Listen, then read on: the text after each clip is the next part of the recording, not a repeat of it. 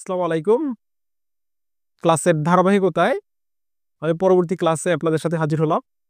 আমাদের দৈনন্দিন জীবনে ছোটখাটো কিছু ভুল এই টাইপের যদি কোনো প্রশ্ন ভাই আমাকে ধরে, তাহলে ধরতেও পারে। যেমন লক্ষ্য করুন, আমাদের ২ টা বিষয়ে আমরা প্রায়ই কনফ্লিক্ট হয়ে যায়।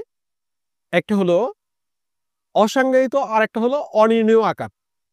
এখন ছোটবেলা থেকে আমরা ছাত্রদের কাছে যে বিষয়গুলি একটু ভুল শিখতে এই পর্যন্ত আসছি, সেরকম যদি কোনো কোশ্চেন আমাকে ধরেই ফেলে তাহলে ধরতে পারে। আপনাকে জিজ্ঞাসা করলো যে অনির্ণেয় আকার সম্পর্কে আপনি শুনছেন কিনা বা অনির্ণেয় আকার কয়টি? আপনাদের কি ধারণা আছে অনির্ণেয় আকার কি? বা অনির্ণেয় আকার আপনারা দেখছেন কিনা? যদি অনেকেই আপনারা দেখছেন বা এমনও হতে পারে সবাই দেখেছেন, শুনেছেন, এ সম্পর্কে ডিটেইলসে জানেন, তারপরও একটু আমি আপনাদের সাথে কথা বলছি অনির্ণেয় আকার নিয়ে। অনির্ণেয় আকার হলো ৭ টি। সেই ৭ টি অনির্ণেয় আকার হলো 0/0, ∞/∞, 0 into infinity, infinity to the power 0, 0 to the power 0, -1 to the power infinity, infinity minus infinity।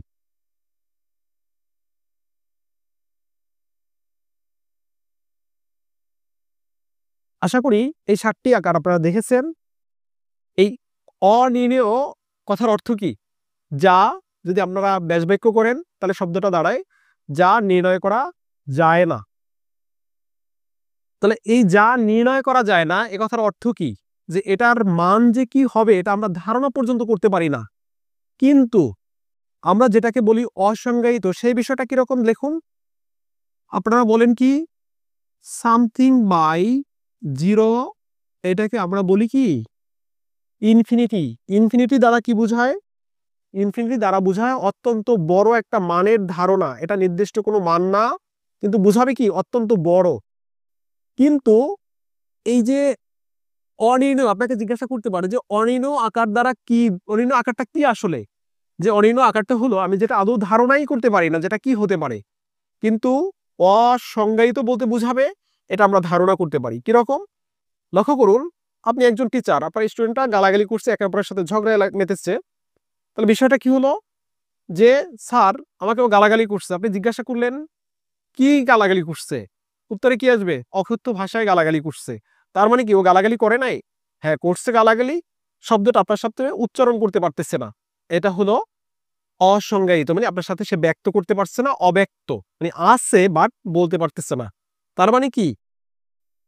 অসংজ্ঞায়িত মানে আছে, মানটা অনেক বড়, সেটা এক্সাক্ট কত নির্দিষ্ট করে আমি বলতে পারতেছি না, এটা হলো অসংজ্ঞায়িত। তাহলে অনির্ণেয় মানে কি? যেটা আমি কোনো ধারণা নেই, বড় নাকি ছোট নাকি অন্য কিছু, এটা হলো অনির্ণেয়। তাহলে আপনাকে যদি বলে অনির্ণেয় আর অসংজ্ঞায়িতের মধ্যে পার্থক্য বলুন, তাহলে অনির্ণেয় মানে কি?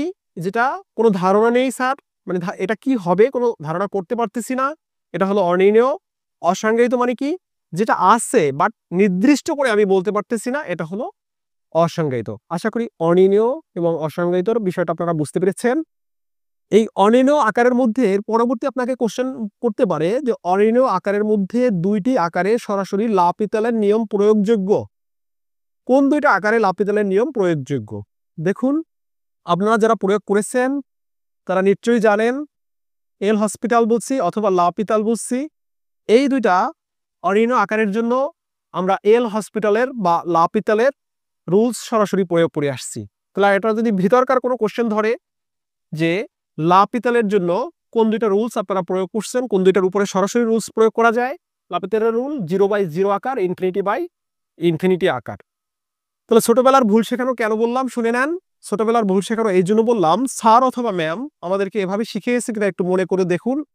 যে সংখ্যাকে তার দ্বারা ভাগ করলে, কোন সংখ্যাকে তার নিজের দ্বারা ভাগ করলে ভাগফল 1, তাকাই দেখুন তো 0 দ্বারা 0কে ভাগ করছি, তাহলে ভাগফল 1 হওয়া উচিত, কিন্তু কিছুই আমরা নির্ণয় করতে পারি না। ইনফিনিটিকে ইনফিনিটি দ্বারা ভাগ করছি, ভাগফল অনির্ণেয়, তাহলে যদি যাকে তার দ্বারা ভাগ করলে অনই হবে, তাহলে এটার মান তো অন হওয়া উচিত, কিন্তু হয়নি। পরবর্তীতে শুনছি 0 দ্বারা যাকে গুণ করি গুণফল 0। লক্ষ্য করুন, ইনফিনিটির সাথে 0কে গুণ করছি কিন্তু গুণফল হলো অনির্ণেয়। পরবর্তী কেস, কোন পদের পাওয়ার 0 দিলে রেজাল্ট 1। তাকায় দেখেন তো, ইনফিনিটির পাওয়ার 0 দিছি, তাহলে রেজাল্ট 1 হওয়া উচিত, কিন্তু নয়, হয়নি। জিরোর পাওয়ার জিরো, বিষয়টা কি? জিরোর পাওয়ার জিরো, তাহলে কত হওয়া উচিত? কোনো পদের পাওয়ার জিরো মানে 1 হওয়া উচিত, হয়নি? এটা অনিনো। 1 এর পাওয়ার যা দেয় 1, কিন্তু এটা অনিনো। 1 এর পাওয়ার 1 ইনফিনিটি দিলে কখনো 1 হবে না। যার থেকে তাকে বিয়োগ করলে বিয়োগফল জিরো, কিন্তু এই কথা আজকে থেকে আমরা ভুল হিসাবে জেনে নিব। তবে আপনারা যখন পড়াবেন বা কাউকে বলবেন, গণহারে এটা বলতে পারবেন না কোনো সংখ্যা থেকে বা যার থেকে তাকে বিয়োগ করলে বিয়োগফল জিরো, যার দ্বারা তাকে ভাগ করলে ভাগফল 1, কোনো পদের পাওয়ার জিরো দিলে রেজাল্ট 1, 1 এর পাওয়ার যা দেই ফলাফল 1, এই কথাগুলি আমরা সাবধানে বলি। এবং ভাইবার ক্ষেত্রে যেন আমাদের এই সচেতনতাটুকু থাকে। 1 টু দি পাওয়ার ইনফিনিটি আপনাকে জিজ্ঞাসা করলো 1 to the power infinity equal to কত, আশা করি আপনি আজকের পর এই ভুলগুলি আর করবেন না। তা এরপরে দেখুন, আপনাদের একটা কিছু বলি, আপনারা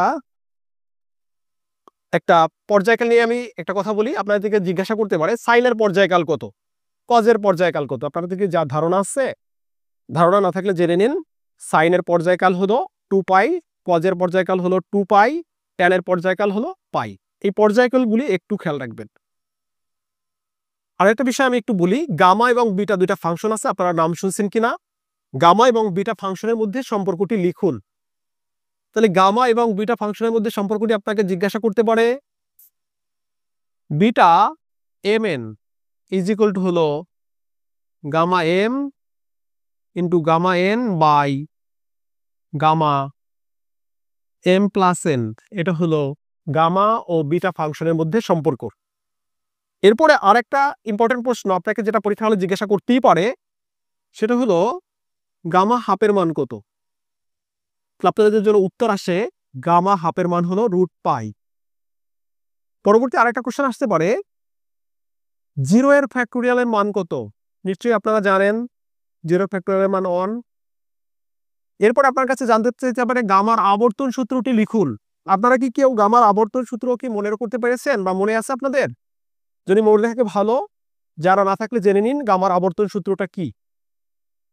গামার আবর্তন সূত্র হলো gamma n plus 1 is equal to n into gamma n। এটাকে বলা হয় গামার আবর্তন সূত্র। তো আমি একটু লিখে রাখি, এটা ইম্পর্টেন্ট বিষয়। গামার আবর্তন সূত্র, গামার আবর্তন সূত্র।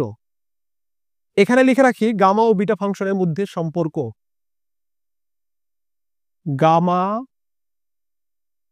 ও বিটা ফাংশনের সম্পর্ক। আরেকটু অংশ বলে আজকে এই ছোট ক্লাসটা আমি শেষ করবো ইনশাল্লাহ। তা হলো গামা ও ফ্যাক্টোরিয়ালের মধ্যে সম্পর্ক। গামা ও ফ্যাক্টোরিয়ালের মধ্যে সম্পর্ক।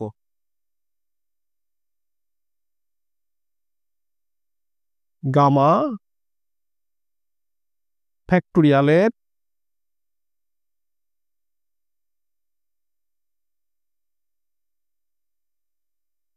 মধ্যে সম্পর্ক। গামা আর ফ্যাক্টোরিয়ালের মধ্যে সম্পর্কটি কি লক্ষ্য করুন, gamma M n plus 1 is equal to হলো ফ্যাক্টোরিয়াল n। তো আশা করি আপনারা এই ক্লাসটা যদি কন্টিনিউ করেন কিছু ধারণা পাবেন।